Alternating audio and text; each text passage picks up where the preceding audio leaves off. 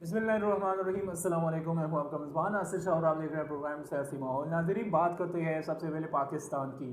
हमारे लिए जान से ज़्यादा, हर चीज़ से ज़्यादा अजीज़ हमारा पाकिस्तान है। अगर हम खुद सोचें, अपनी आप पर नज़र डालें तो आज पाकिस्तान की 75 साल मुकम्मल हो गए हैं।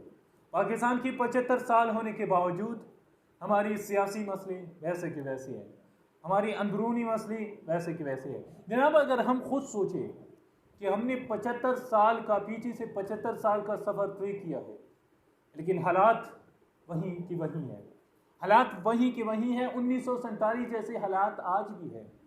अगर मैं बुरा ना बोलूँ तो आप खुद सोचिए, पाकिस्तान पर एक ऐसा वक्त भी गुजरा था कि जब पाकिस्तान दुनिया को इमदाद दे रहा था, पाकिस्तान ममालिक को इमदाद दे रहा था। आज पाकिस्तान की मईशत इतनी बदहाली है। आज हर हुकूमत जब आता है तो कहता है कि हमारे साथ पैसा नहीं है, और पैसा नहीं होने के नाते वो क्या करता है, वो कभी IMF का दरवाज़ा खटखटाता है, तो कभी आलमी बैंक की तरफ जाता है, और या कभी दीगर जो ममालिक जो सुपर पावर होते हैं, यानी पाँव के नीचे, इनके सामने, पाँव के सामने बैठकर वो कहता है कि हमें इमदाद की ज़रूरत है। जनाब, अगर हम खुद सोचें, हम एक खुददार मुल्क है, हम एक पाकिस्तान मुल्क है। पाकिस्तान का मतलब है ला इलाहा इल्लल्लाह मुहम्मद रसूलुल्लाह। आज हम खुद सोचें कि हम कहते हैं ना कि हम पाकिस्तानी है, पाकिस्तान हमने हासिल क्यों किया था, यानी कायद आज़म मोहम्मद अली जिन्ना ने पाकिस्तान क्यों हासिल किया था, अल्लामा इकबाल ने इस पाकिस्तान का ख्वाब क्यों देखा था, इस पाकिस्तान की ज़रूरत हमें क्यों महसूस की गई थी। आज पाकिस्तान की कौन सी भी इदारा को देखो कि वो करप्शन से खाली नहीं है। आज पाकिस्तान का हुनरमंद इंसान, एक तालीम याफ्ता इंसान जब यूनिवर्सिटी से डिग्री हासिल करके जाता है, किसी भी इदारे में जाता है, इनके साथ हुनर होता है। इस हुनर के बावजूद इनके साथ स्किल्स होती है, इनकी एक्सपीरियंस होती है, इन सब के बावजूद उनको कहीं पर नौकरी नहीं मिलती। जनाब सलील वकर, हम खुद सोचिए, हम खुद सोचिए कि हम पाकिस्तान के साथ कर क्या रहे हैं। पाकिस्तान के 75 साल के बावजूद हम आज भी कर्जों पर चल रही है, और जो मुल्क कर्जों पर चलता है ना, वो कभी भी किसी पर हुक्मरानी नहीं कर सकता। ये बात कान खोल कर सुन ली हमारे हुक्मरान कि वो आज कहते हैं कि ये मुश्किल वक्त है। हम कब से सुन रही है, पाकिस्तान के 75 साल हो गई है, आज तक हम सुन रहे हैं पाकिस्तान मुश्किल वक्त से गुजर रहा है। पाकिस्तान मुश्किल वक्त से, जब इमरान खान था 3 साल हुकूमत कर रहा था, क्या कह रहा था कि ये मुश्किल सूरत हाल है, इसके बाद हम खुशहाल पाकिस्तान बनाएंगे। इमरान खान गए, अब शहबाज शरीफ है। शहबाज शरीफ क्या कह रहे हैं कि मुश्किल सूरत हाल है, ये गुजर जाएगा, खुशहाल पाकिस्तान बनेगा। जनाब, खुशहाल पाकिस्तान के लिए हमारे पाकिस्तानियों की आंखें तरस रही है कि कब हम देखेंगे कि पाकिस्तान का सुरूज तुलू होगा, कि पाकिस्तान तरक्की पे तरक्की करता रहेगा। जनाब सलील वकार, अगर हमारी ये हालत रही कि हम ग़ुलाम पे ग़ुलाम बनते रहेंगे, हम एक एक काम के लिए हम दूसरों से जो है ना वो भीख मांगेंगे, तो जनाब सलील वकार हम क्या करें। एक पाकिस्तान खुद सोचे, ये नहीं पाकिस्तान का मतलब ला इलाहा इल्लल्लाह मुहम्मद रसूलुल्लाह। और आज पाकिस्तान का लीडर दुनिया के ममालिकों के सामने जाते हैं और कहते हैं कि हमें इमदाद की ज़रूरत है। मैं तमाम पाकिस्तानियों से ये कहता हूँ कि हम बज़ाते खुद पाकिस्तानी है। जब तक हम खुद एक काम नहीं करेंगे, कोई हमारे लिए काम नहीं कर सकता। ये कर्ज़े आएंगे, ये कर्ज़े जाएंगे, ये कर्ज़े आएंगे। हम अगर इसी तरह रहे तो हमारी हालत कोई बदल नहीं सकता। वो कहते हैं ना कि जब कोई कौम खुद अपनी हालत को ना बदले तो खुदा उसकी हालत को नहीं बदलता। तो जनाब, हम खुद सोचे कि हम पाकिस्तान के साथ कर क्या रही है।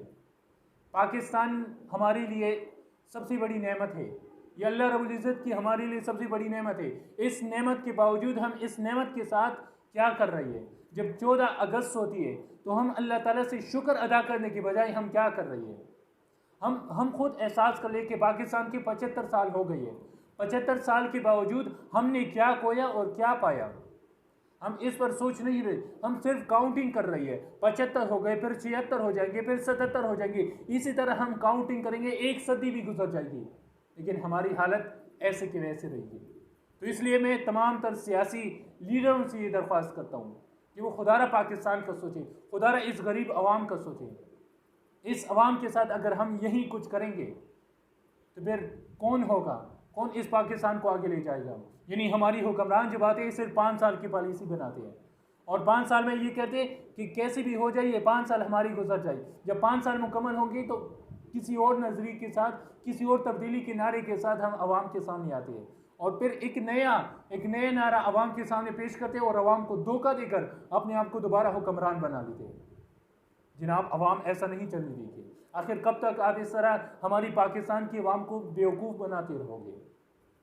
आप खुद सोचिए, आप खुद देखिए कि हमारी पाकिस्तान के 75 साल के बावजूद हमारा क्या है। आज पाकिस्तान के बाद आज़ाद होने वाली ममालिक दुनिया पर हुक्मरानी कर रही है। वजह क्या है? वजह यही है कि हमारे सामने जो मसाइल है, हमारी सबसे बड़ी जो मसले है, आज हमारी हुक्मरान इस मसलों के लिए संजीदा नहीं हो रही। पाकिस्तान की सबसे बड़ी मसला करप्शन है, पाकिस्तान की सबसे बड़ी मसला बेरोजगारी है, लेकिन क्या करे, अब हुक्मरान इसको हल करने के लिए संजीदा नहीं है। वजह क्या है? वजह यही है कि क्योंकि अगर करप्शन कम होगी, अगर करप्शन ख़त्म होगी, तो फिर हमारे इस सियासी लीडरों का रोज़गार कैसे चलेगा? क्योंकि हमारी सियासी कायदीन जो है ना, वो रोज़गार इसी करप्शन पर चलाते हैं। आप खुद सोचिए कि एक पाकिस्तानी जो है ना, एक यूनिवर्सिटी का तालिब इल्म जब यूनिवर्सिटी से ग्रेजुएशन लेता है तो वो मुख्तलिफ डिपार्टमेंट का दौरा करते हैं, वहाँ पर इनको नाकामी होती है क्योंकि इनके साथ स्किल है, इनके साथ एक्सपीरियंस है, इनके साथ ग्रेजुएशन है, लेकिन इन सब के बावजूद उस बंदे को वो पोस्ट नहीं मिल रहा जिनकी वो हकदार है। फिर क्या होता है? फिर बाहर से, बैरूनी मुल्क से, अमेरिका, यूएई और इसके अलावा के ममालिक इनको उठा लेते हैं और इनकी जो स्किल है इससे फ़ायदा उठा लेते हैं। अगर पाकिस्तान और पाकिस्तान के इदारे इन नौजवानों को, इन हुनरमंदों को अगर मौका दे दे तो यही चीज़ पाकिस्तान की तरक्की के लिए अहम चीज़ साबित हो सकती है। लेकिन क्या करें, हमारे इदारों की जो बड़े बड़े पोस्टों पर ऐसे लोग बैठे हुए हैं जिनके साथ ना स्किल है, जिसके साथ ना ग्रेजुएशन है, और ऐसे लोग जब आपके इदारों के सरबराह होंगे तो फिर ऐसे इदारे मुल्क को खसारे में ले जाएंगे, ऐसे इदारे मुल्क को तबाहाली की तरफ ले जाएंगे। क्योंकि अगर हम देखें रेलवे को, अगर हम देखें PIA को, ये वो इदारे हैं जो हुकूमत की सबसे बड़ी सरमायाकारी थी। ये इदारे पहले हुकूमत को चलाते थे, लेकिन आज हम पाकिस्तान पर ऐसा मुश्किल टाइम आया कि आज हुकूमत इस इदारों को चला रही है। आप खुद सोचिए आज हुकूमत इस इदारों को चला रही है। हुकूमत जब बजट का ऐलान करती है तो फिर मुख्तलिफ पैसे उनको तकसीम कर देती है कि ये पैसे इसके लिए, ये पैसे इसके लिए। अगर यही हालत रही तो फिर अफसोस के साथ हमें कहना पड़ रहा है कि एक सदी भी गुजर जाएगी, हमारी हालत ऐसी की ऐसी रहेगी। तो इसीलिए खुदारा तमाम पाकिस्तानियों से आखिर में फिर दरख्वास्त करता हूँ कि वो खुदारा ज़रा सूझे, अपने आप पर रहम करे, अपने पाकिस्तान पर रहम करे और इस गरीब अवाम पर रहम करे। अगर हम यही रहेंगे तो फिर कुछ नहीं होगा। भारत यानी इस 15 अगस्त को देखे, आज पाकिस्तान की 14 अगस्त गुजरा, पाकिस्तान ने कोई बड़ा ऐलान नहीं किया। भारत की 15 अगस्त यानी आज़ादी के 15 अगस्त गुजरा, तो इस सूरत हाल में उन्होंने एक इलेक्ट्रॉनिक कार का ऐलान किया, एक इलेक्ट्रॉनिक कार ईजाद की। ये भी बड़ी डेवलपमेंट है। अगर कोई खुद सोचे, बांग्लादेश हमारी बाद में आज़ाद हुआ, भारत हमारी बाद में आज़ाद हुआ, लेकिन फिर भी अगर कुछ देखे थोड़ी बहुत, अगर ज़्यादा नहीं थोड़ी बहुत हालात इसके हमसे बेहतर है। चीन को देखे, वो भी हमसे बाद में आज़ाद हुआ, लेकिन हमारी हालत वैसे की वैसी है। बस खुद सोचिए और ख़ुद समझे कि आखिर इस मुल्क के साथ करना क्या है, क्योंकि पाकिस्तान है तो हम सब है, अगर पाकिस्तान नहीं तो कुछ भी नहीं। इसी के साथ अपने मेज़बान नासिर शाह को दीजिए इजाज़त। अल्लाह हाफिज़।